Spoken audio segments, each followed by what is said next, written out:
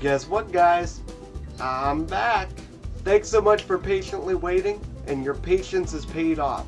We're going to go ahead, we're going to talk about the NASCAR Goes West, or the West Coast Swing, whatever it is you choose to call it. We're going to get started right now.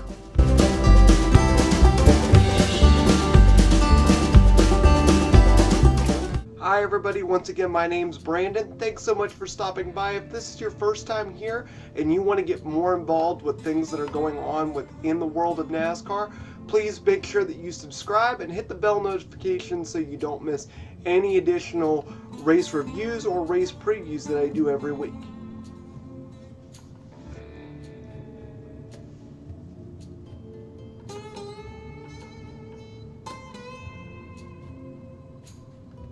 Alright, so it's been a crazy week. From those of you that maybe have seen my previous video, I had some major hardware malfunctions that caused me to basically have to shut down for about a week or so, and I greatly do apologize for that to everyone. But I do want to thank you so much for your patience. It has definitely paid off, and I can definitely say that at this point, Brandon's back. Back again. Brandon's back. Tell a friend. Share the vid, share the vid, share the vid, share the vid, share the vid. Okay, I promise I'll never do that again.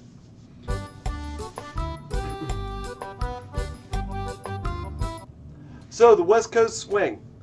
What is it? NASCAR travels out west to 3 racetracks, first being Las Vegas. Unfortunately, that's when my equipment failed, so I don't have a Las Vegas preview. I did, and I lost it, and I haven't had the ability to record a Las Vegas review. For the sake of time, we're really not going to go through that. Overall, I'll just say that I thought the trucks put on the best race of the weekend without a doubt. So kudos to them for that.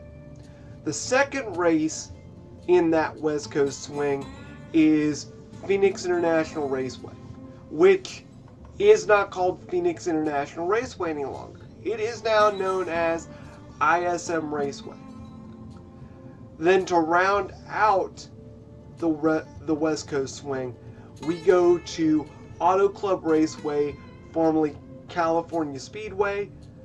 And with those 3 racetracks, you get a 1.5 mile racetrack, you get a 1 mile racetrack, and then you get the big 2 mile D-shaped oval. So 3 very different racetracks, 3 very different characteristics, gives us a good idea of where everybody's going to be towards the start of the year and where certain teams need some improvement. Out of the 3 racetracks that we go to on the West Coast Swing, my favorite is ISM Raceway. I think it works more like a short track than it does a 1 mile or a 1.5 miles. I really think that most of the 1 mile racetracks, with maybe the exception of Dover, really can be considered more short track. ISM is one, New Hampshire's another. I love the fact that there's heavy braking zones, the tires get beat up, it's hot out there, the asphalt eats tires up. Now also remember, this week is the final weekend under the old configuration. When we go back there in the fall during the playoffs, the start-finish line is going to be moved to the dogleg, which I think is going to make for some absolutely incredible finishes. Absolutely incredible. Keep in mind, for those that watch the channel and those that look at attendance when you look at the TV coverage, a lot of the stands that you see there are not going to be in use because they're under construction due to the renovation project that's supposed to be done towards the end of this year as well. So please don't look at the stands as an indication as how good the attendance is at that race. And where we end up in the West Coast Swing, the very final race, is we end up at Auto Club Raceway. Now, I'm not a fan at all of big racetracks.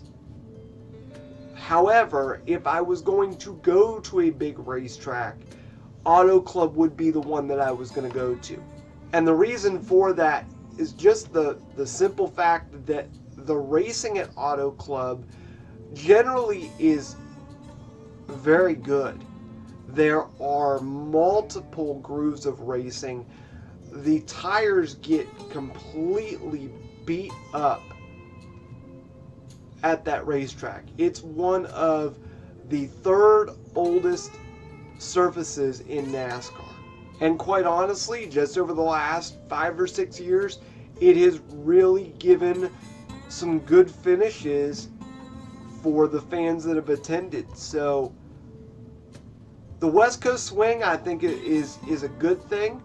I like the fact that for some of those smaller budget teams, NASCAR puts that long haul on everybody at one time. You kind of get out there, you do it, you get the bulk of the West Coast racing done, and then we head back, to the East Coast and to the Midwest. Now I'm going to go more in depth with each racetrack that's remaining on the swing with my weekly race review. So go ahead and check that out as well, where I will go ahead and address things at ISM and Auto Club appropriately depending on which week that we're in. Until then, I look forward so much to you guys stopping by next time. Down in the comments, let me know what you guys think of the West Coast Swing. Do you like it? Do you not like it? Is there something that you would maybe like to see changed in the schedule? I really would like to know what you're thinking. Once again, guys, thank you so much for your patience in waiting for me to get my equipment back up. It's really good to talk to you guys again. Start talking about NASCAR again. Make sure you hit that like and subscribe button. Till again, guys, my name's Brandon. Have a great day.